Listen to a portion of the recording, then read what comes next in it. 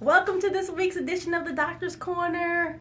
Come on in. I have missed you guys and I am back and I am ready. I've got some new information for you, so I'm going to wait a couple minutes, let Facebook know that I'm live and I'm back.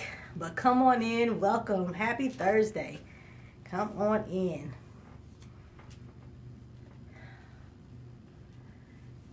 It's good to be back. I was out last week. And I know some of you saw that I was working with that frog in my throat for a couple weeks, and I just really needed to take time to just spend some time and get myself healthy. So I just took off that day and I just took some time to rest. But I'm back and I'm ready. So come on in, share this video out because a lot of you need to hear what I have to share with you today. So come on in, and I'm just going to wait just a little bit to get started.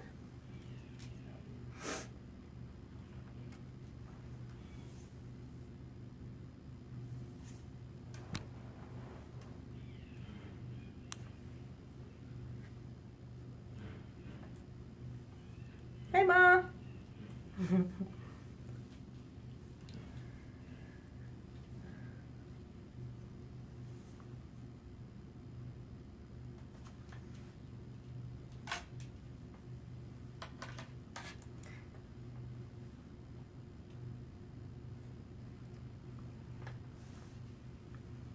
I want you guys to come on in, welcome. Share this out, share this video out as much as you can. I pray it's going to be a blessing to some of you today. So come on in, welcome. Good to see everybody on today.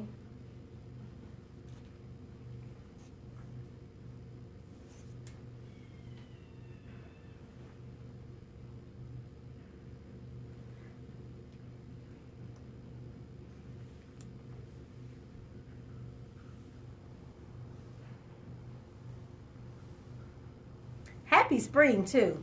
I can't even believe it's springtime already. I feel like winter just passed me by and we just all of a sudden are in spring now. All the way through, or not all the way through, but all the way almost halfway through 2019 already. So I'm just blown away. But I'm excited about this year still and what is to come and what is to come for you. So I'm just going to go ahead and get started today. And I will pray that some of you guys will come on in and share this video out, and it will be a blessing to you. But I want to talk about taking back your health, taking back your life, and what that means to me. I want to talk about first the 5 reasons I feel like people procrastinate about getting healthy. And I want to start with number 1. The first thing that I feel like why people procrastinate about getting healthy is because they say it's too hard. I don't know where to start. I don't know what to do. I don't have anybody to help me. And you know what I'll say to that is the first thing to getting started is to start with a decision. You have to make a decision to get healthy. You have to start in your mind. You have to decide. You have to be dedicated to it more than anybody else. You have to dedicate to yourself that you are going to make a decision to get healthy. You have to start somewhere. And for me, I live by what I like to call the 3 C's. Those 3 C's are commitment, consistency, and getting connected. And what that means is you have to make a commitment to getting healthy. You have to make a commitment to yourself. If you're not committed to it, nobody else will be committed to it. You have to say, this is something that's important to me. I have to be here, and I can't be of any benefit or any use, or I can't do anything else for anybody else if I'm not committed to getting myself healthy.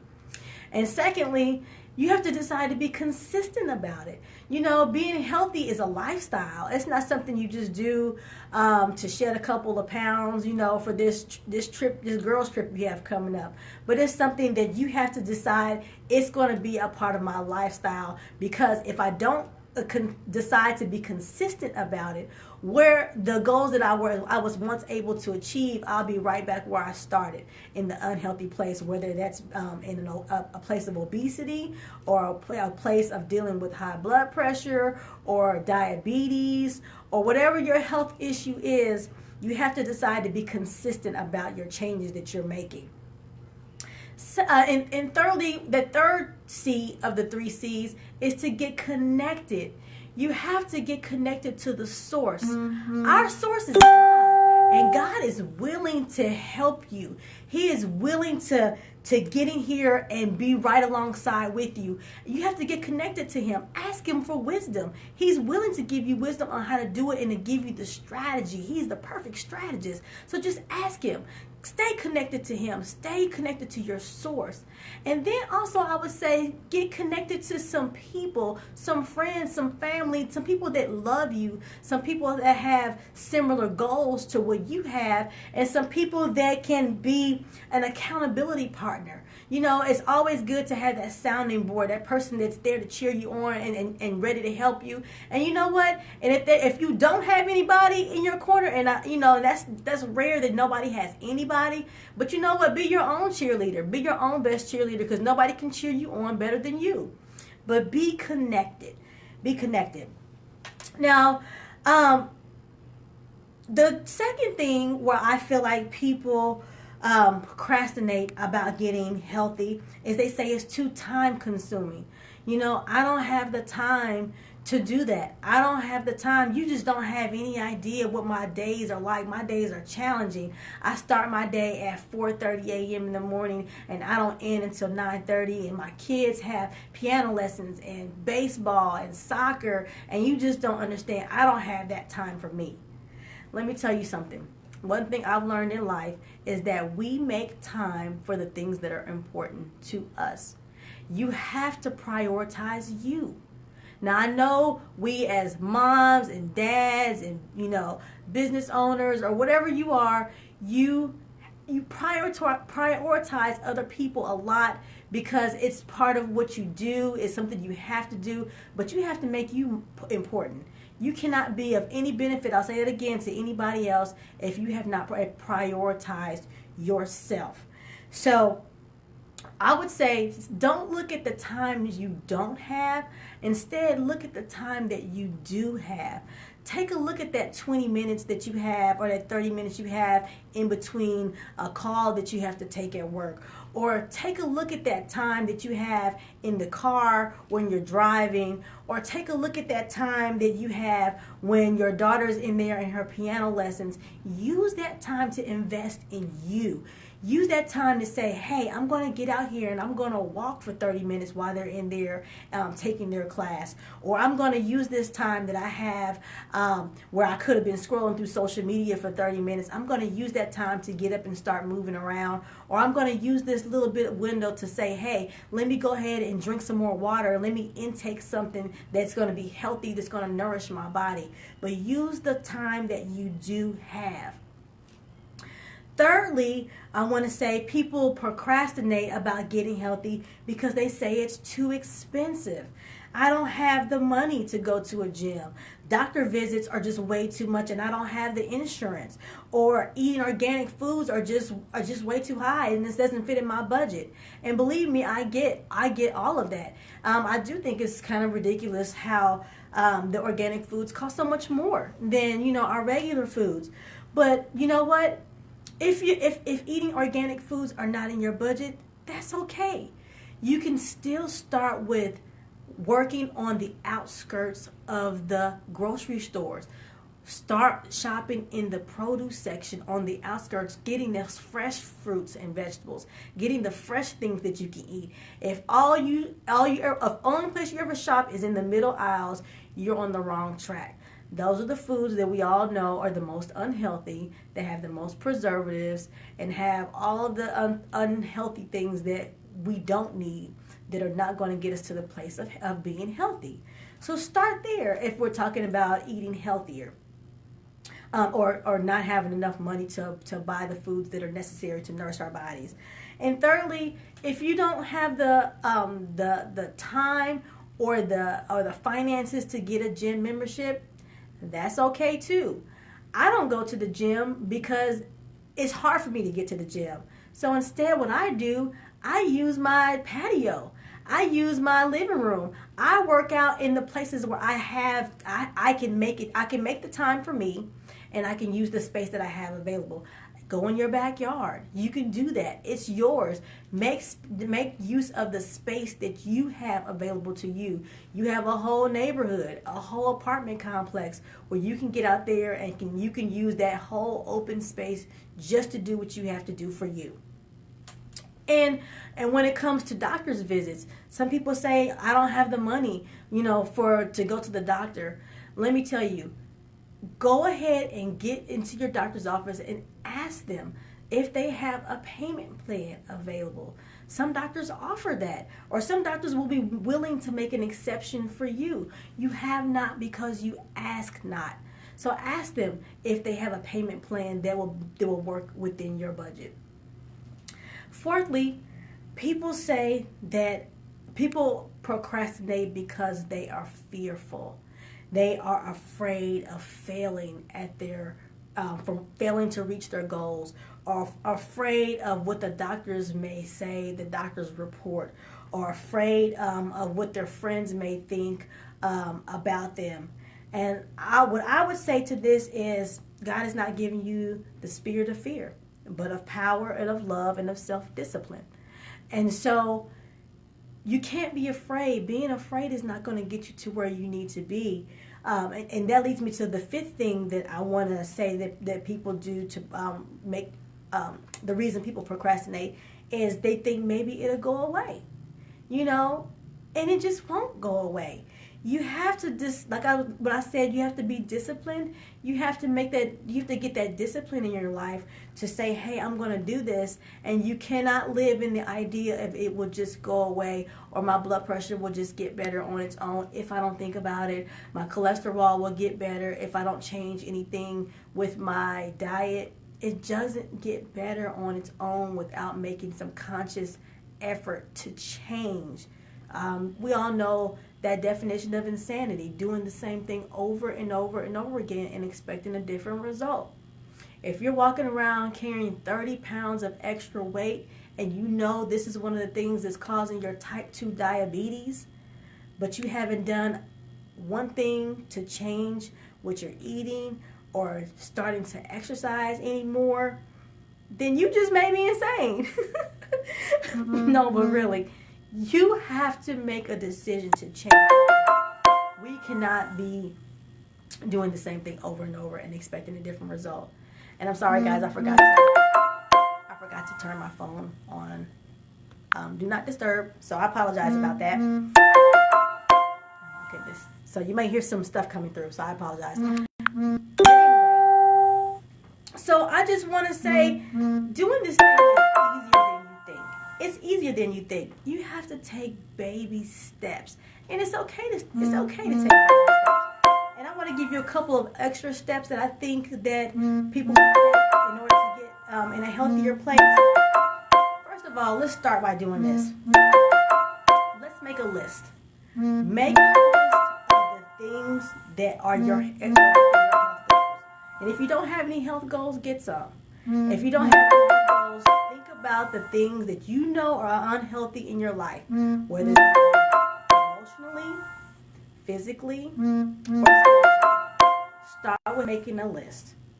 And then once you make that list, decide which one is the most important. Prioritize that list. Okay? Get them in a list. Get them in a sequence of importance to you. Okay? And then once you have decided what's most important, think about contacting a professional. A professional that can help you in that particular area if you don't already have somebody. Maybe it's unhealthy. You have an unhealthy emotional state, and you may need to contact a psychologist, and that's okay to contact a psychologist or a counselor. They can help you deal with those emotional things.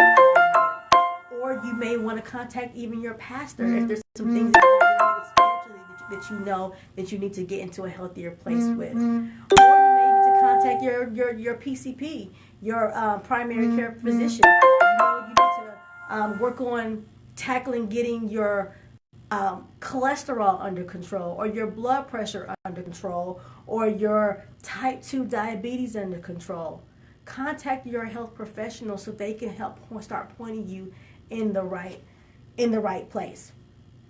And also, number 2, what I would say, one of the easiest things to do to get healthier is to simply increase your water intake.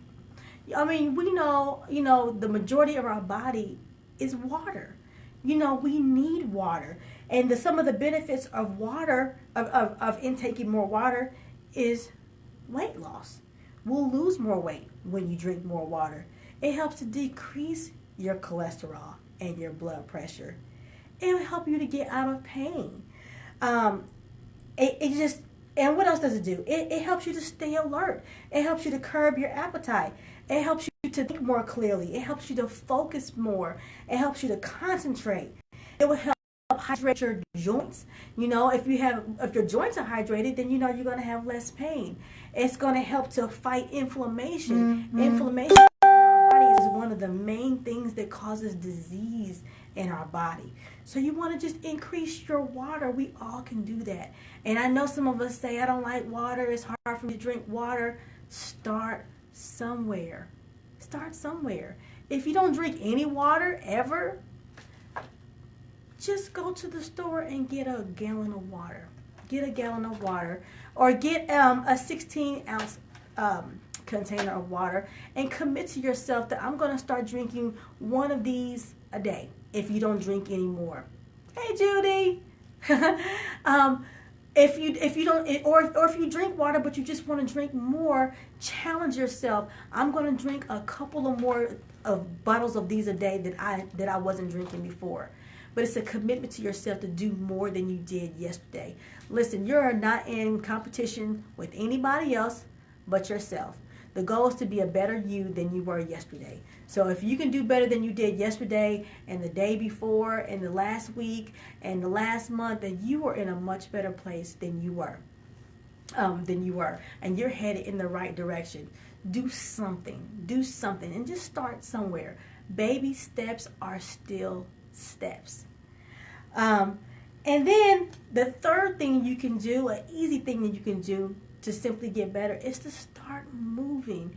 So many people in our society we just lead sedentary lifestyles, whether you have a desk job or whether you just don't do anything physically.